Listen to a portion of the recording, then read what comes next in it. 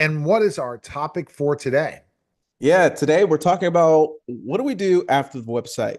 How to actually properly convert our visitors into paying customers. It seems to be something that's very elusive right now for a lot of business owners. They think, I will build the website once and then that's it. You're I done. don't You're make any done. And there's updates. nothing else left to And do. And that's not the case. yep, that's the biggest misconception. And biggest thing, and I'll start with this, is your website is a living document, just like a pitch deck, just like a marketing scheme strategy. It needs to be living. It needs to be constantly evolving.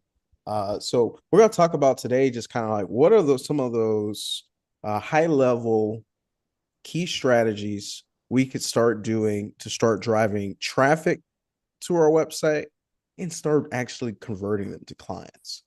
And Um, see, this is the thing is what percentage of traffic you see conversion through website traffic for most businesses? Mostly it's referrals or top of mind in front of them.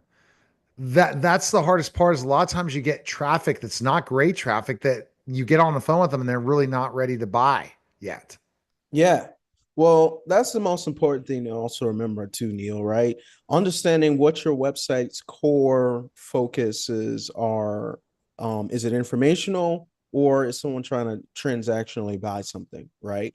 And you should tailor your website to each one of those, right? Because uh, for every website there should be a call to action. If I go on the Neil Haley show, the concept is I either want to listen to some great podcasts or I might want to book them for a show, right? Those are usually the main call to actions that inspire someone to become a customer.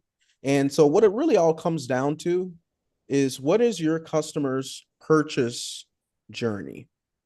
What do I Right. mean by that? How do people find you, then know you exist, and then research your information to then make a decision about your business to be able to say, I want that person? Because if you think about it, I'm going online and I'm searching how to do a podcast. You might be the first person that pops up because you have a blog of how to create a podcast, right? So, one, informational content, that's going to be huge, right? Giving free value. If you're not already giving free value on your website so far, what's the point of going on to the website? Okay, I'm gonna learn about your business, and then what? It's see, we use this as a business card, and this is a great Right. hey hit moment where I was talking to my CEO about this, and she said, "You need to spend time." Vanessa said, "You need to spend time on your brand now," which is so important to Media That's Giant true. Productions. And I'm like, meaning on all the new things that are happening with Media Giant Productions and Neil the Media Giant Haley, and I'm not. And the reason I'm not, and then that means what's the purpose of going to the website except to check you out? Thank goodness I have a podcast that produces every day. And also I have other podcasts that drop and a YouTube channel that drops things every day. I am having content always generating, but I'm not providing that je ne sais quoi what you need for really why I want people to go to my website is to learn this journey, to talk about the power of the podcast, the power of the brand. Right. I'm not doing that.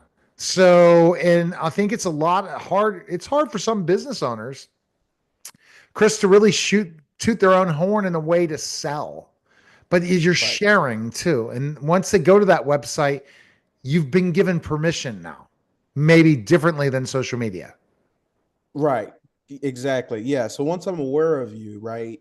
My ideally your goal and your website should be to educate in some capacity, but then also connect from a human perspective. You know, I see a lot of AI landing page generators and a lot of these tools are coming out, and that's great. But are they actually speaking to your ideal client profile? You know, is it that real business owner that you really want to get in touch with? So yeah, most people treat their websites like a brochure. They still think the web is stuck on desktop. Like I saw something recently. 60% of the web is on mobile. No doubt. And if you aren't mobile optimizing your website, then you're not going to get those conversions. That's just the truth of it.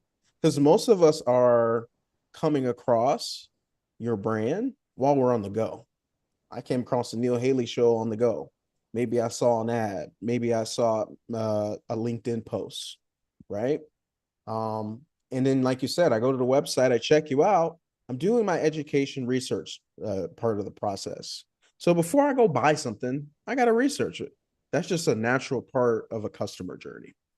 And so the biggest thing that a lot of businesses miss is, okay, we got the awareness part. Now we need to educate and create desire. That's the second piece. And static websites are the problem, right? Websites that are static. Define a static website. Well, a static website is a website that isn't living, in the sense that, you built it once, you didn't make any updates to it. People have lots of feedback on the website, and you can continue to neglect it. And then, just the elements of the web page just aren't that appealing. A static website, think Wikipedia. I mean, And that's not really static, bro. not really static, but you're gonna lose your Wikipedia if it's static. but I mean, it just in terms of the layout. If it just looks just like Wikipedia, and then you don't update the information, right? Then not good, right? Where you still have the same thing happening forever, and there's no new things. And what does Google do, Christopher, if you don't? You have a static website. What happens to your website and searches and stuff if there's not been any content updated? Well, here's the thing. Google, if you don't have any content, what is Google gonna crawl your website for? And so here's the thing, right? Everybody wants their website to be the number one on Google. Well, how can you do that if there aren't enough references for people to search for you on Google for? So if I'm known as a web developer and I just have one page, yeah, you're probably not going to find me. But if I have 150 pages, all different, blog articles, content, podcasts, YouTube videos, then it's much more easy to find me. So that discoverability is a huge piece. And if you're not putting content out there, you're dead in the water. This is in 2025. If you aren't doing content and making updates to your website, you're going to be dead in the water, because people aren't just going onto the website to consume just information anymore. And the hard part is you even get ranked on your website for content you create. Yes. Right? That's hard too. How do you help people say, guess what? I can help you when you do create a blog post that finally someone's going to see it in your search? Well, hopefully you're working with a good marketing firm. If you're not, maybe you need to work with UX Brite. But one of the things that we do is, if you haven't already, do a SEO keyword search for yourself and understand what the Google trends are going for keywords in your niche. So you might look up and say, okay, most people know how to do a podcast, but you may see a new trending word which says podcast automation. Oh, whoa, 900% growth on podcast automation. Maybe I need to look into doing an SEO article on that. And so you figure out which of these keywords are starting to trend positively and start to build content around that. It's like, it's like listening to the market and giving it exactly what it wants. I know it's a crazy phenomenon, Neil, but that's exactly how it works. And so, and I think that's the hard part, is ranking quickly and have to have patience. When you create Yes. content, it takes a long time, and you got to look at what's ranked and have a realization of what content you're creating, if it's even going to be searchable. First of all, a lot of companies don't even have their name searchable. That's bad news, right? Yeah. Or their website isn't even ranked in the top page, and there's no other people out there, and you're like, and because it wasn't indexed. Right. I was gonna say it's gonna take at least Google 30 days to index your website. And yeah, for that content and SEO strategy to really play off, yeah, give it at least minimum 6 months. because yeah, anything sooner than that, if you're thinking, oh, I'm going to build content for a short-term monetary fix, you're doing this wrong. You really need to go at this from a long-term strategic perspective of how do I position my content to get it in front of the right eyeballs, and which keywords am I going to dominate over the next few years that people can easily find me at. And that's part of when you build websites versus other people, you're looking at the customer journey. You're That's looking at the UX experience. What's the experience? What's the purpose of them go to my website? For me right now, and see, this is me, but guess what? That's not going to be me in a month or two, because again, I have certain goals, and my Chatty Cathy and I will have that conversation very soon about this in one of our daily meetings, or hourly meetings, whatever it is. That we're missing the ball. I have my website right now as something that says, hey, I want people to schedule a call. I'm not caring about the user experience. And the reason I'm not caring about the user experience is because I'm really not leading anyone to anything. My goal for my business is come on my show and you become a client. And I teach other clients, come on your show and they'll become a client. Makes it a very simple process. However, it can't be scalable for long term. And you have to have it where people are seeing that you're growing. And I am growing on every podcast network, every social media. I bet you I still create way more content than a lot of people, Christopher. I know I do, yeah. But I'm still being hard on myself. 5 podcasts a week I launch for myself. Then I'm on how many other people's podcasts? Yeah.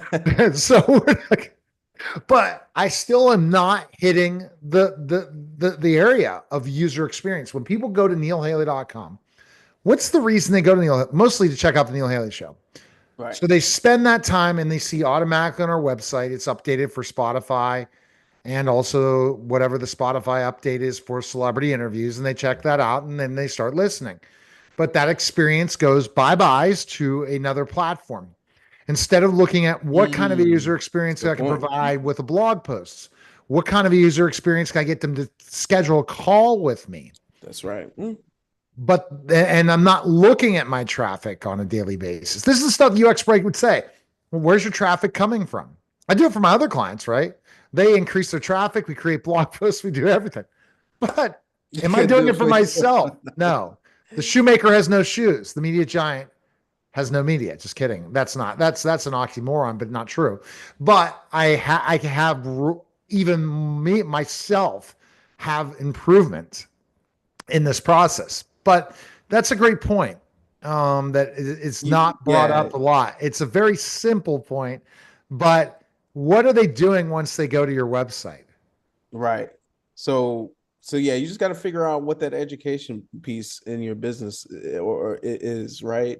And most people would think, okay, here's a Calendly link, book a meeting with me. Think about the levels of commitment along the purchase journey. When I come onto the website, I got time to book a meeting, but I'll give you my email because that's a lower form of commitment.